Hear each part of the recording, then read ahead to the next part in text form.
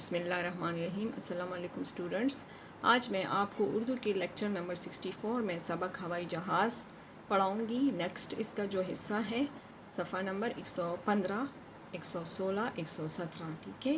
یہ صفحات آج میں پڑھاؤں گی۔ کل ہم نے صفحہ نمبر 114 اور 115 کا کچھ حصہ پڑھ لیا تھا، ٹھیک ہے۔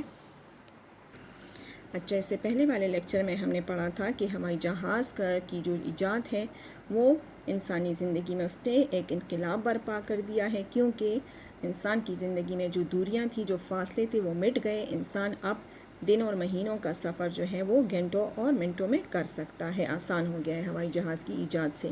امریکہ کے ایک شہر میں آرول رائٹ، ویلبر رائٹ دو بھائی تھے جو رائٹ برادران کے نام سے مشہور ہیں۔ ان دونوں کو انسانی پرواز کے موضوع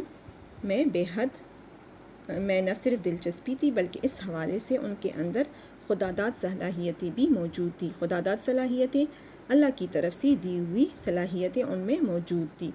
وہ سائیکل بیچنے اور مرمت کا کام کرتے تھے، مرمت دوبارہ ٹھیک کرنا، اور جو پیسے ہاتھ آتے، یعنی جو کمائی کماتے، اس سے ہوا بازی سے متعلق اپنی معلومات میں اضافہ کرنے کے لیے تحقیقات کرتے رہتے تھے۔ تحقیقات معلومات جو ہے وہ اکٹھی کرتے تھے، کیونکہ ان میں ایک تجسس کا شوق تھا ان کو۔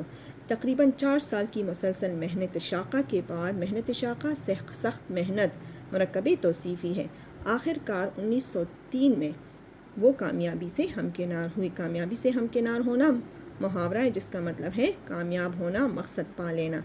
ان سے قبل اس میدان میں بہت سے لوگوں نے سرتوڑ کوششیں، سخت محنت، سخت کوششیں کی، مگر سب کو ناکامی کا منہ دیکھنا پڑا۔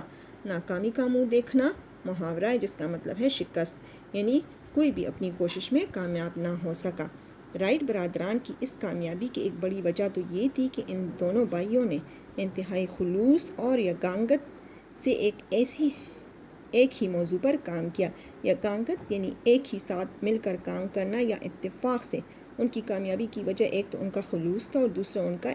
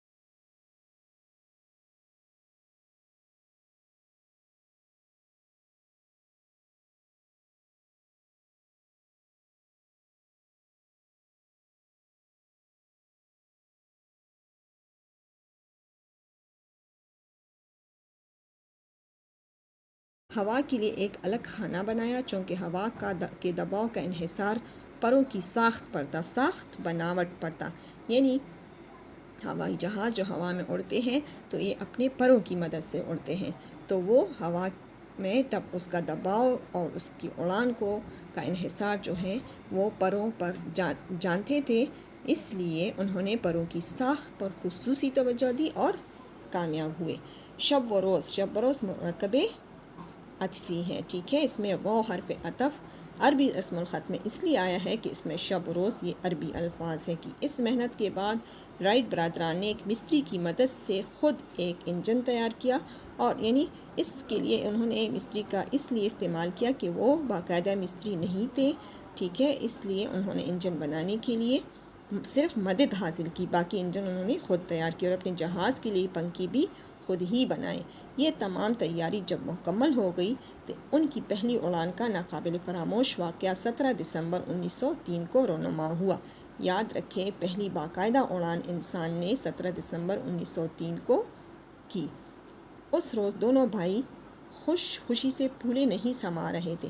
خوشی سے پھولے نہ سمانا محاورہ ہے بہت زیادہ خوش ہونا، کیونکہ وہ اپنے مقصد کو پا چکے تھے۔ ظاہر ہے جب انسان اپنے کسی نصب العین میں کسی خاص مقصد میں بہت کوششوں کے بعد کامیابی حاصل کرتا ہے تو وہ کامیابی اس کے لیے بہت خوشی کا باعث ہوتی ہے۔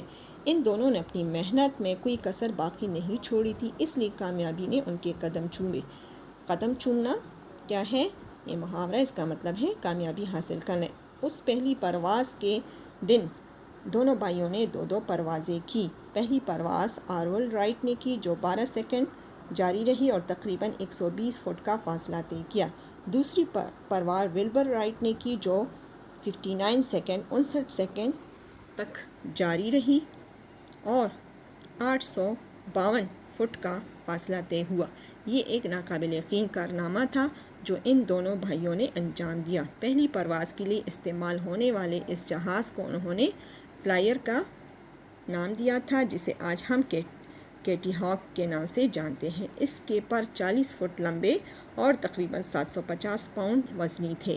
اس میں 12 ہارس پاور کا انجن بھی لگا تھا جس کا وزن 170 پاؤنڈ تھا۔ انسان کو ہواؤں کی سیر کرانے والا یہ پہلا جہاز آج بھی واشنگٹن ڈی سی کے National Air and Space Museum میں محفوظ ہے، ٹھیک ہے، چونکہ بہت بڑی جو ہے ایجاد تھی، کارنامہ تھا، شاہکار تھا ایک، اس لیے جو ہے واشنگٹن میں آج اس کو میوزیم میں محفوظ کر کے رکھا گیا ہے۔ یہ وہ دور تھا جب ذرائع ابلاغ محدود تھے، ذرائع ابلاغ آنے جانے کے جو ذرائع ہیں، اس لیے ایک عرصے تک لوگ اس بات کو تسلیم کرنے کے لیے تیار ہی نہیں تھے، تسلیم کرنا، قبول کرنا، یعنی یہ لوگ مانتے ہی نہیں تھے کہ اب انسان ہوا میں بھی سفر کرے گا، کہ انسان ہوا میں بھی سفر کر سکتا ہے۔ اس کے باوجود ان دونوں بھائیوں نے اپنا یہ مشن جاری رکھا، مشن منصوبہ، اور کامیابی کی کئی منزلیں طے کی، یعنی اس میں اور بھی یہ لوگ دونوں بھائی جو ہے بہتری لاتے رہے۔ اس سلسلے کو آگے بڑھاتے ہوئے انہوں نے فلائر کے بعد ایک نیا جہاز فلائر 2 تیار کیا، جس میں انہوں نے 1904 میں 105 پروازیں کی۔ اس کے بعد میدان عمل میں ان کا ایک اور بڑا کارنامہ ظہور پذیر ہوا، یعنی سامنے آیا، کیونکہ انہوں نے فلائر 3 کی صورت میں پہلے سے ایک بہتر جہاز 1905 میں تیار کر لیا تھا۔ بدقسمتی سے اب بھی لوگوں کو اس امر پر یقین نہیں آ رہا تھا، یعنی اب بھی جو ہے بدقسمتی سے لوگ جو ہیں ان کے اس کارنامے پر یقین نہیں کر رہے تھے کہ ہوائی جہاز واقعی ایجاد ہو چکا ہے اور اب انسان کا ہوا میں اڑنا ناممکن نہیں رہا۔ تاہم 1908 تک یہ دونوں بھائی امریکی حکومت کو اس بات پر قائل کرنے میں کامیاب ہو گئے تھے، قائل کرنا، راضی کرنا کہ اس ایجاد پر بھروسہ کیا جا سکتا ہے اور انسان اس میں سفر کر سکتا ہے۔ اس کے بعد بھروسہ، توکل، یقین، اعتماد۔ اس کے بعد امریکی حکومت نے اپنی جنگی شعبے کے لیے ہوائی جہاز بنانے کے لیے ان سے معاہدہ کر لیا۔ اس طرح ان کی تمام تر کوششیں بارآور ثابت ہوئی، بارآور ثابت ہونا، کامیاب ہونا، اور یہ عظیم کارنامہ منظر عام پر آ گیا، منظر عام پر یعنی سب کے سامنے، دنیا کے سامنے آ گیا۔ یہ کہنا غلط نہیں کہ ہوائی جہاز نے انسانی تاریخ میں ایک انقلاب برپا کر دیا، یعنی یہ غلط نہیں ہے کہ انسانی تاریخ میں ہوائی جہاز نے ایک تبدیلی، بہت بڑی تبدیلی کی ہے، اگرچہ اس میدان میں عرصے دراز تک بہت سے لوگ سرگرم عمل رہے، یعنی اس کوشش میں بہت سے لوگ بہت عرصے تک جو ہے وہ مصروف رہے، لیکن حقیقت یہ ہے کہ ہوائی جہاز